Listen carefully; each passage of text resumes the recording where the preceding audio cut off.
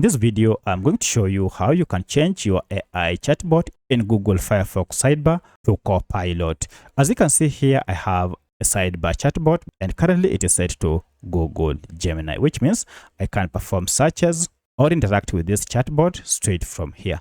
However, I wish to interact with Copilot. To change this, it's pretty simple. Go to your Firefox browser and then go to menu here.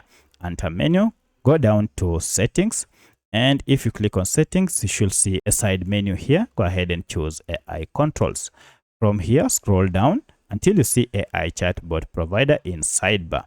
Currently, you can see we have Google Gemini set as our chatbot in sidebar. To change this to Copilot, go ahead and tap on the drop down and you can see we have quite a number of chatbots that we can use, such as Anthropic, ChatGPT, Copilot, Gemini, and even Chat Mistral. So to change this to Copilot, I'll go ahead and tap on Copilot here.